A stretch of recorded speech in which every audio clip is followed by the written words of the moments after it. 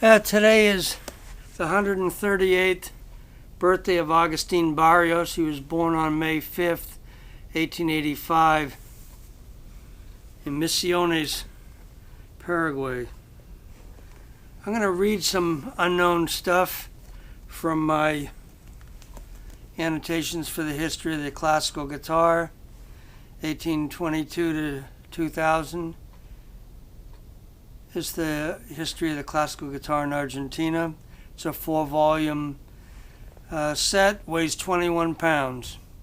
I've done other talks from it, but today, being Augustin's birthday, I want to tell you some stuff that's not generally known. These are things even Rico Stover said. I learned a couple things about Agustin Barrios. Rico Stover, here's a picture of him in my previous store. He's holding a test pressing of Armonias de America. That's the B-side of La Catedral, the famous piece that everybody knows by Agustin Barrios. And that piece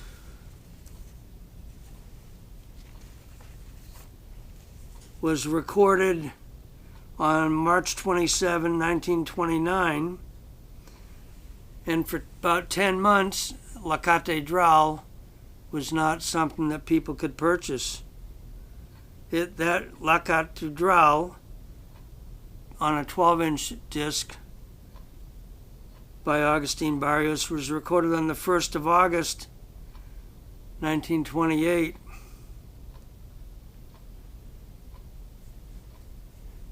So for about 7 months,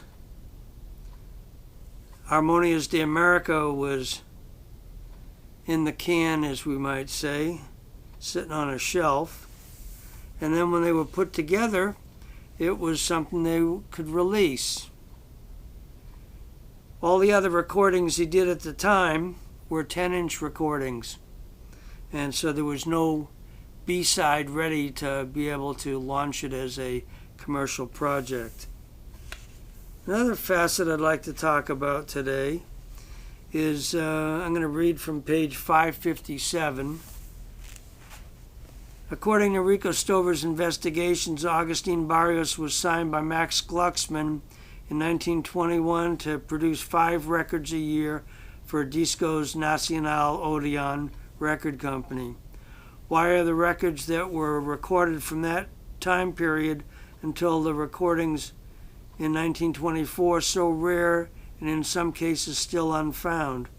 I have found an answer to that question. In 2004, I had purchased at least 400 copies of Caras y Caretas magazine. I scanned a whole lot of them out of them into my book, and they all dated from 1899 to 1931. Within those were ads for Atlanta Articus recordings, 1913, 1914 Barrios recordings, and some of the late 1920s Disco Nacional Odeon Barrios ads as well. In August of 2011, I became aware that all 2,139 issues of Caras y Caretas magazine, that means Faces and Masks in English, that were published between October 8th of 1898 and October 7th of 1939 were online as PDFs at the Biblioteca Nacional de España in Madrid.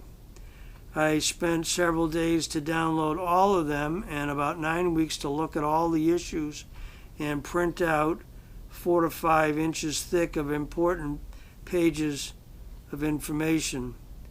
Spread throughout this book, there are listings of various artists' recordings and their release dates via advertising in this weekly magazine. The guitar soloist and vocalist Mario Pardo was contracted by Max Glucksmann in 1918, and his discs were made available and advertised beginning in late 1919. I have a large section on Mario as well. Complete discography listing. He recorded 140 plus discs in his career. The first of Agustin Barrios recordings that were advertised or listed below, beginning in the spring of 1925, the fall of 1925 in the Northern Hemisphere, or some 4 years after the beginning of his contract. The second record was not advertised till 1928. Now this would explain how Agustin Barrios, great guitarist who practiced 10 hours a day, how he could have financial difficulties. So we see that the Sarita piece that he composed, that was a piece dedicated to Rodolfo Camacho's daughter, who is interviewed with her husband in the back of volume 4. And I did a video on YouTube a while ago where I read the complete interview on there. And so the B-side of that was Capriccio Arab by Tarraga. And that was advertised in September 19th of 1925. Then we find that Danza Paraguaya, a very zippy piece that Barrios recorded, was recorded on April 17th, 1928. B-side of that was Cueca, recorded May 10th, 1928.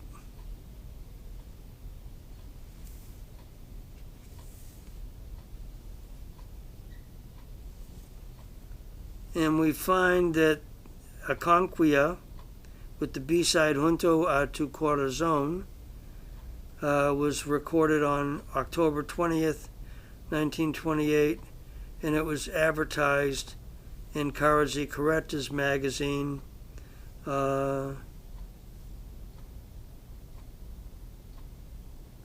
October 20th, 1928. I don't have the recording date with me here, but so we have these situations where Barrios was under contract for 4 years, the first time he got advertised, and we see that he was advertised for the second time when he had been under contract for 7 years. And that explains why he had no money. If you're not being advertised, your audience doesn't know new songs that are released that they could expect to see played in concert. And if you're not doing many concerts, then the recordings that you're doing are not going to be heard at all. I also wanted to mention that we find in 1943 that the Barrios recordings were still available to purchase. The Discos Odeon, Discos Nacional Odeon pieces were still available, and